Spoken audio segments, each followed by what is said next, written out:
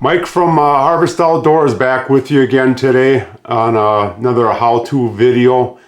Our last one we caped out deer hide. Today we're gonna go over splitting or turning the lips, nose, eyes, ears, and hit it on the fleshing beam a little bit. For this operation, we're going to go with the high-tech equipment. Here, number one, we're going to put a fresh blade on the scalpel. Rubber gloves. Glasses. That's for all the fine work. So let's get after it here. And hope you find this helpful. We'll be working on Paul's deer again. That's the deer that we used for the caping video. And we're going to start out with the lips here. Let's dig in. So we're starting with the lips. And I know I talked about this on the last video, but we're going to be using the side of the scalpel again for this process.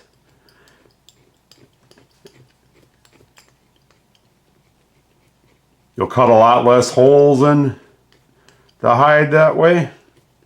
I start right in the corner of the mouth here. Just my preference. Take my thumb, pull back, side of the blade, take your time, just work it down.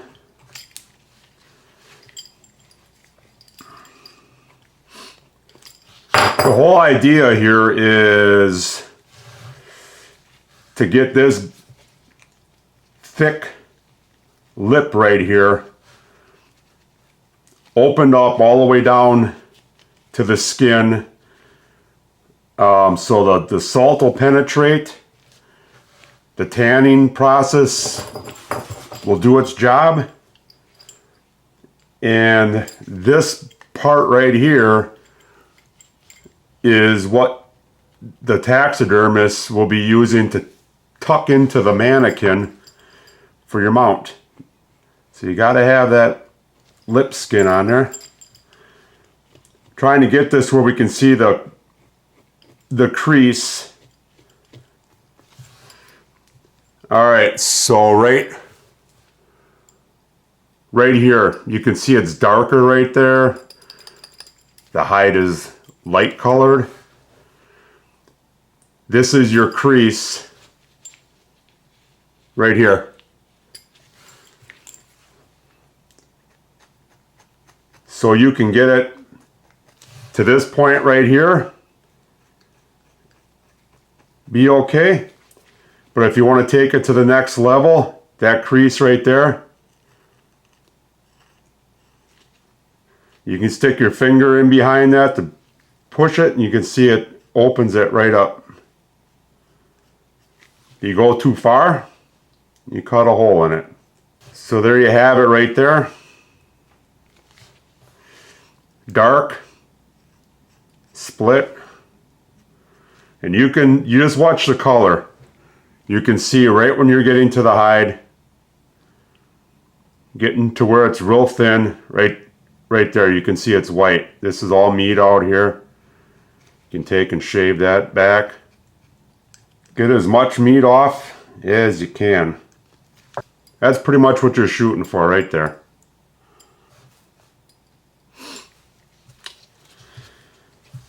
Then just keep working your way down.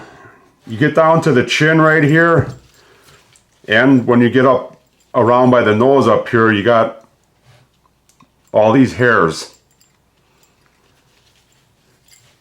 And when you start turning these lips, you can see we got hairs down here on the chin. You're gonna see the follicles you get real close to the skin. You don't want to cut those off. You see if I can expose some here. I usually don't go super thin on the chin, and I don't go super thin around the nose just for that reason. There, I don't know if you can see that, but right there, little bump right there, that's the hair follicle. Don't want to cut that off, because then the hair will be gone. The more detail that's left on the hide, better quality amount you have. It's all about trophy care, being mindful, taking your time. When I get close to that crease, then I'm using the cutting the round steak technique. Not using the side of the blade anymore. Up in here, side of the blade. You can usually hop over those hair follicles a little easier that way too, instead of just knifing through them. So pull on the skin. You can see the separation between the skin and the meat. It's usually a different color, usually dark. Dark right here, dark. Question is how far do you go? Answer, as far as you can. I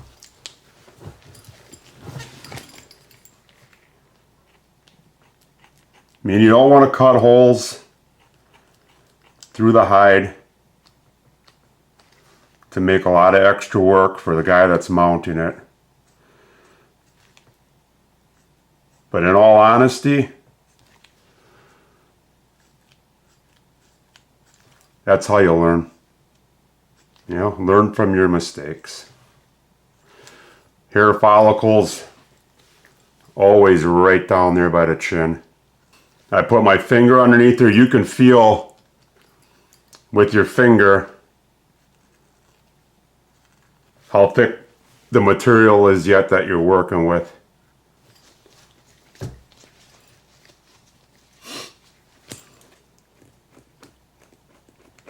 If you're afraid of cutting through the hide and into your finger, you can use Kevlar gloves. I need to be able to feel the blade because I can tell how close I'm getting then. Get down here, side of the blade I'm using. I can feel this is a little thick yet. Here's my dark line I'm going to follow. Getting close to the point of no return there. Alright, working around. There's a pretty good example right there. See the dark line? That's your crease. Hoping the camera's close enough here to be able to see this. Another cold day out there today for the boys. Not in here though, t-shirt weather. I would say probably everybody's a little warmer today in Wisconsin. Got to witness the Packers squeaking out a close one yesterday against the Bears. Always a great game. Bears played really good. Had a chance to tie it up there in the end, but we crushed their hopes. We'll be heading down to their stadium in a couple weeks. So should be a good one. Packers in first place now. Division is pretty strong, but now very competitive, which makes it a lot of fun. Got a lot of friends down in the Chicago area. Coming around the nose now. Alright, so here we got the lip skin right here. Nose cartilage.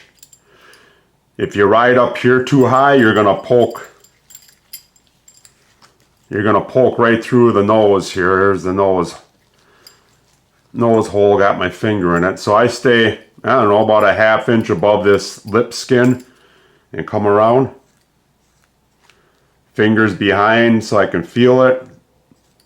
Use my thumb to pull. Doing the round steak cutting technique right now.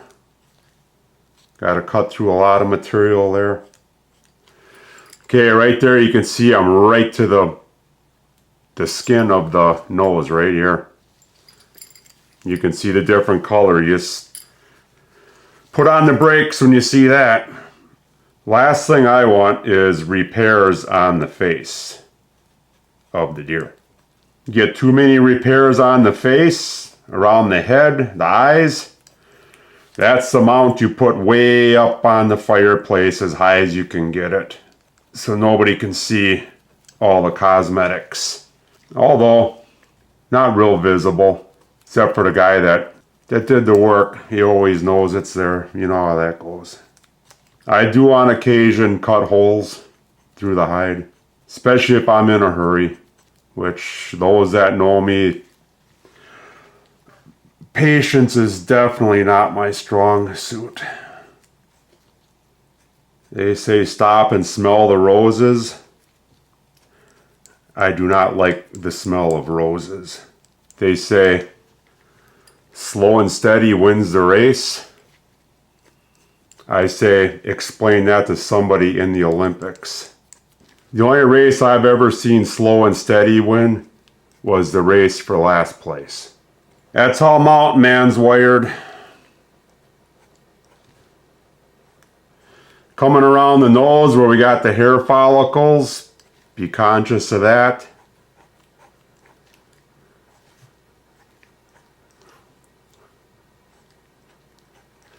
Right here's one, I knifed right through it, not paying attention. Sorry, Paul. Maybe if I took the glasses off, I wouldn't see it and it wouldn't be that big of a deal. Alright, coming around to where we started. Just about got the lips turned here. Kind of moving along at a pretty good pace here, especially if we speed up the footage. Pretty much we got her right there. You got a lot of excess meat right here. I always leave it on. I know when I used to do my own tanning, it was always nice to have something outside of your work area where you're going to be shaving the hide, something to hang on to, a handle. So I leave that stuff on there for the tannery. I don't know if they like it or not, but I've never heard them complain about it. This you'll end up using when it comes back from the tannery. You'll go over all of this and clean it up a little bit, maybe thin it down a little more. They don't shave right up to the lips here at the tannery. They stay away from that, and that's your responsibility when you get it. When for mounting purposes, you're going to be cutting off all of this. You're going to leave about a 1/2 inch, 3/8 of an inch of this excess lip material for tucking into the mannequin during the mounting process. So most of this is going to be gone. Now we're up to the nose. Solid cartilage down the center of both nostrils. And what I do is pretty much go right down that with the scalpel.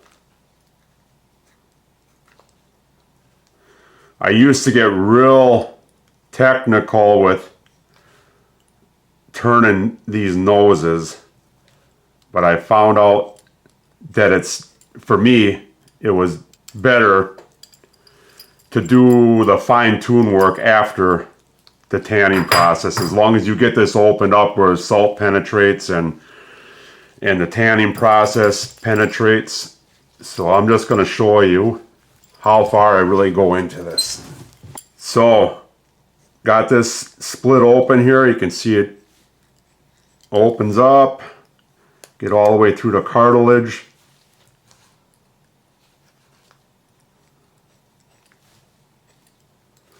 Got that tendon right there. using the side of the blade right now. Okay, so I get fingers on the back side again. Going to be using the side of the blade. Going to get under this cartilage, so that'll lift up. Now this side over here, normally lots of them whiskers. You want the whiskers to stay with the hide. So we're side cutting here. The old scraper technique. You can see them down to the hide there. But there's going to be hair follicles around this corner here.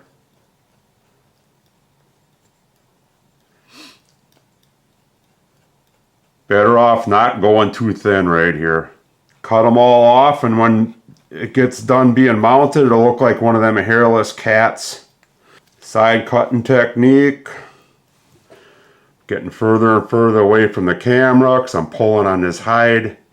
Yeah, when I first started doing this, I did cut a lot of holes. I was so concerned about getting so close to that skin. It just got into my head. Right there, just put a hole in it. Okay, so where's that?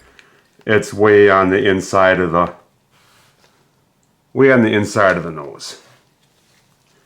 So that's where we're at right now. We're all the way to the inner part of the nose. So we're almost as far as what we need to go here. Stick my finger right in the nose here. I can feel where all the thick material is. I know there's one technique where you can actually put it on like a small fleshing beam. You can slide that right on there and do all this instead of using your finger. But I just, for some reason, I just like to be able to have control with my non-dominant hand of taking the brunt of the blade. But I can feel, you can feel every bump, every thick area with your hand, I think, better than you can just sliding it onto a fleshing form. I've tried the fleshing form, didn't work for me. Just started cutting more holes in the thing. I'm going to stop right there. I mean, I've got it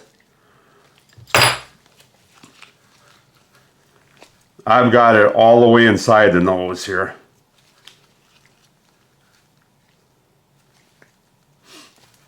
And this part right here,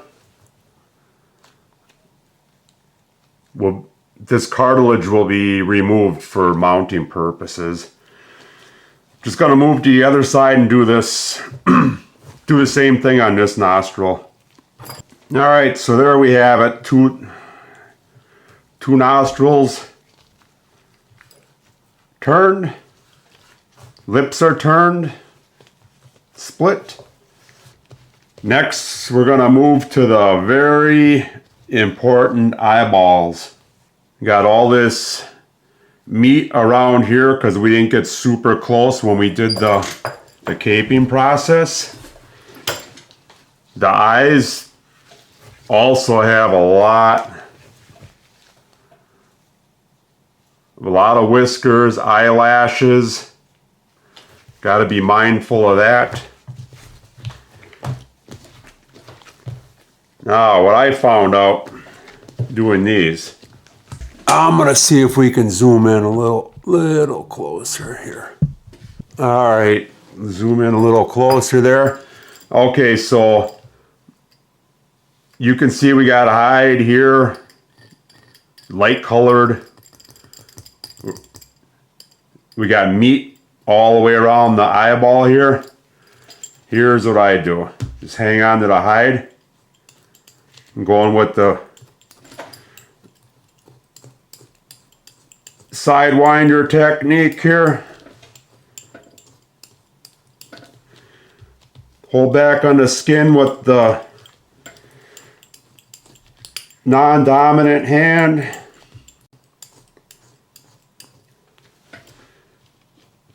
And go all the way around like this. work it right towards the eyeball.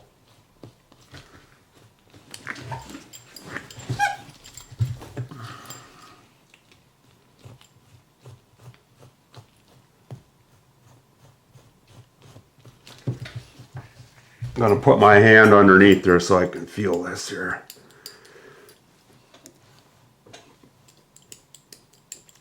So right here is the inner eye skin. That's the part that's going to get used in the taxidermy mounting process. Don't want to cut that, but we want to get under this meat right here all the way up to that inner skin. Or basically to the eyelids. I'm going to stop short of that and use a little different technique when we get close so we don't cut through that inner skin.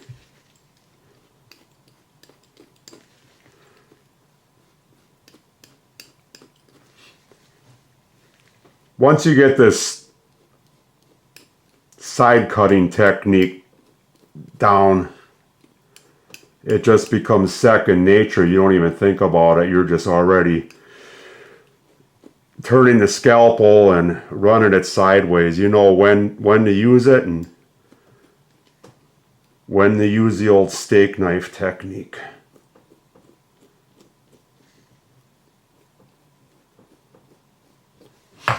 Alright, so now I'm getting close to the eyelid. Got the tear duct down here. I can get a little closer on that. With my finger underneath, I can definitely tell where I'm at with the blade. Alright. Now we got all that meat shaved up to the eyelids, or close to it. Now I'm going to stick my finger inside. Stick my finger inside, use my thumb for pulling where I have to. The tear duct is real stretchy. I got my index finger right in the tear duct here right now. I'm going to follow this up to the eyelid.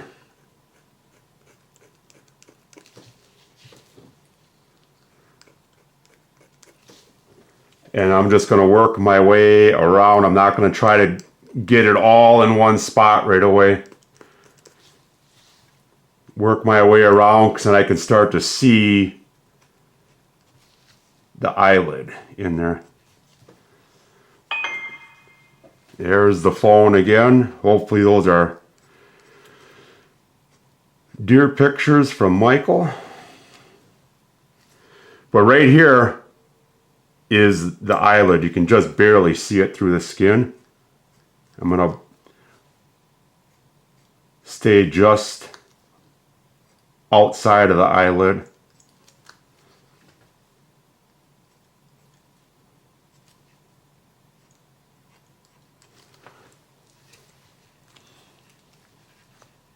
If you cut through it, it is repairable. Everything's repairable to a certain extent. But the best way to repair a hole is not to put one in there in the first place.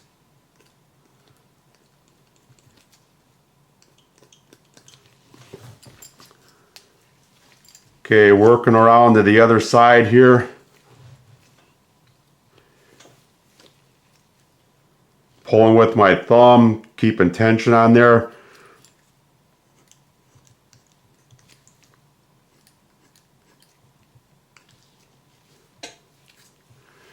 Okay, if you can see through this, here's the eyelid right here. Right there. So I'm going to come back here, just get this a little closer.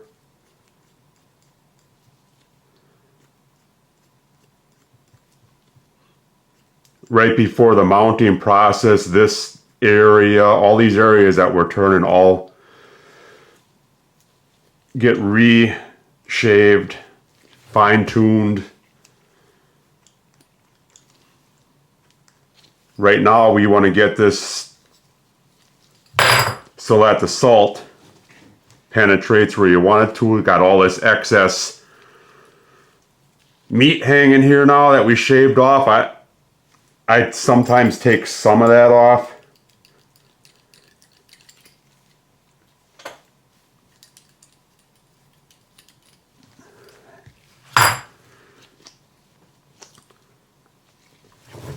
But then again, I mean, when they, at the tannery, when they're running this on the fleshing wheel, this gives them something to hang on to here. Lip skin, eye skin, and run that on the fleshing wheel.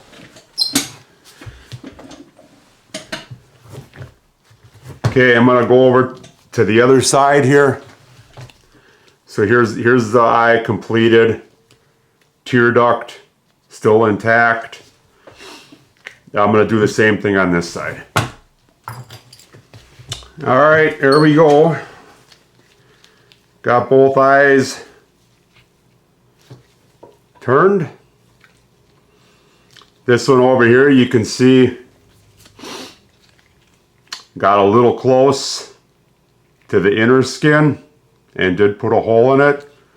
Apparently when we were doing the caping, we got through the tear duct with the blade also, which is okay. That's going to be down in there, tucked in on the mount. No big deal. Now we're going to go to the ears, and same thing here. We got meat. We got meat around the ears here. Going to use the same technique. The old sidewinder. Blade's starting to get a little dull. Think we can still make it through the rest of the process here with this blade, unless I break it.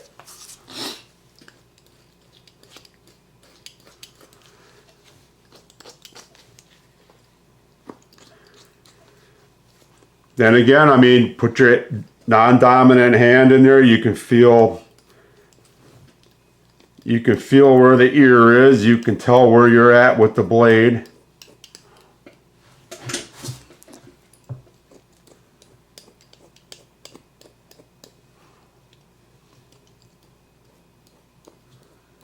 Especially in this area right here. I've cut many holes through that, and that's a real bummer. Usually you find out when you go to mount it, as that's where the hide paste comes squirting out. So I do the side blade technique up to this point.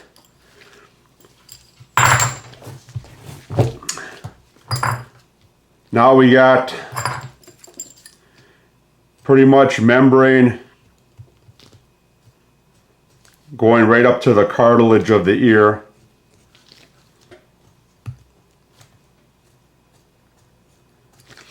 I'm going to stick my hand back in there because this is the part right here that we were just talking about, that I poked enough holes in it where I finally learned not to. So I'm about as far as I can go right there.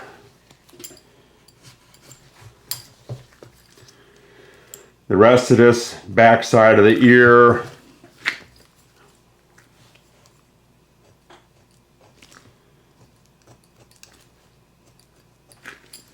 goes right to cartilage.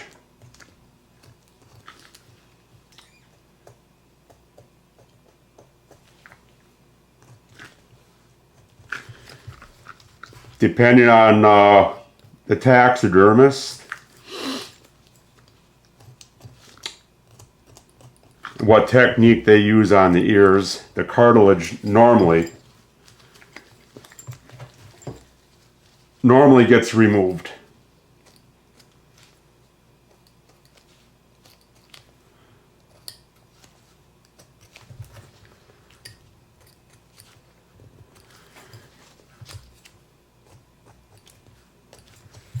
All right, this is the real delicate area right here. I'm around the back side of the ear. You can see the membrane holding it on right there. I try to get it up past the meat. This side over here is usually not able to get past the meat on this side. So I get it to this point right here. We can see the ear canal right here. The meat over the top of the ear butt. So now I take the meat off of the ear butt. So I start right where it's thinnest, right by the ear canal here. There's the ear canal, cartilage.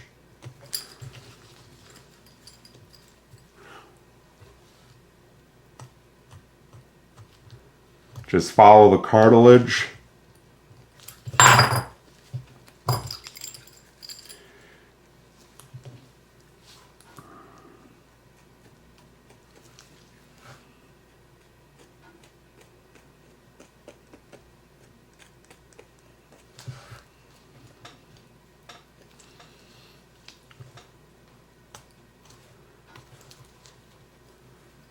Pull on the meat there a little bit, and you can see the membrane that holds it to the cartilage.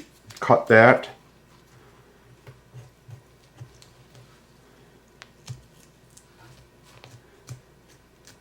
I mean, after you do a few of these, you start to learn the anatomy of the ear and where you have to cut.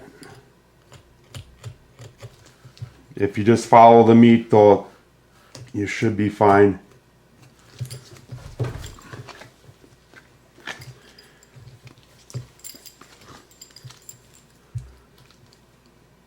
Pull, cut.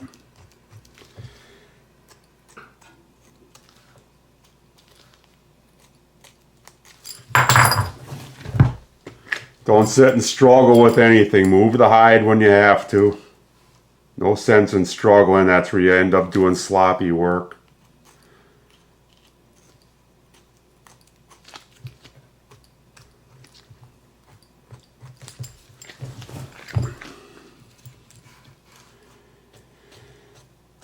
All the way around to where you started. Boom. Meat's off. Okay, I'm going to back this camera up here a little bit. Yep. All right, now I have a tool that you probably won't have. You can take this ear and keep working this down, pull in, cut the membrane until you get the whole ear pulled inside out. But if you have this ear splitting tool like what I got here from Mackenzie Taxidermy Supply, I can stick it in there, hold the ear, open it up a little bit, slide the tool in a little farther, open up some more, you can hear it popping.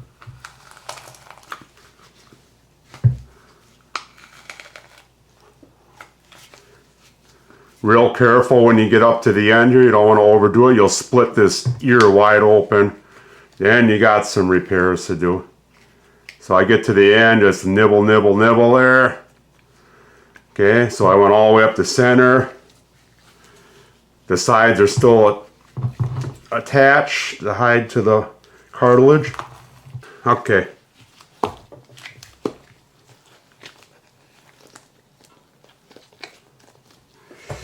So we did the ear splitter, and I turned it inside out, and I can get to that point right there.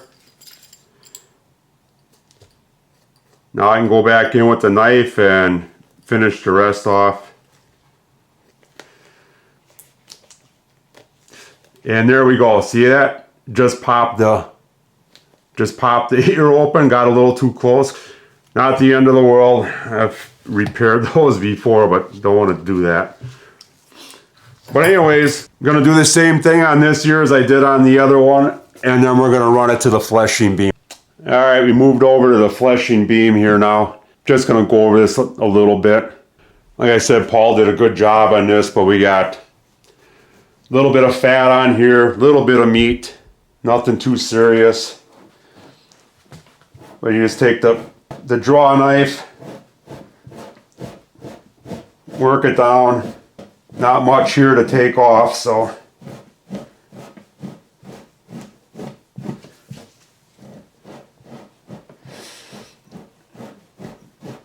draw knife could probably use a little sharpening. Yeah, we'll get down to the end here.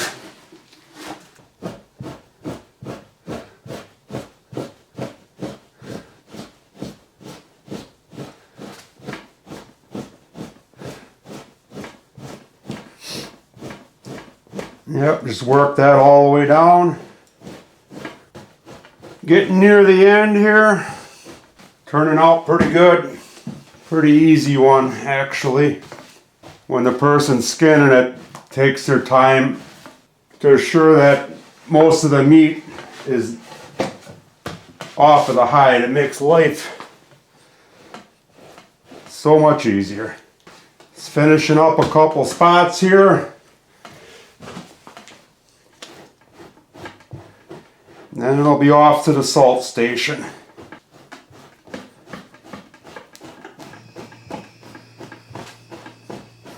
You can do this part right here, just lay it out flat on a table and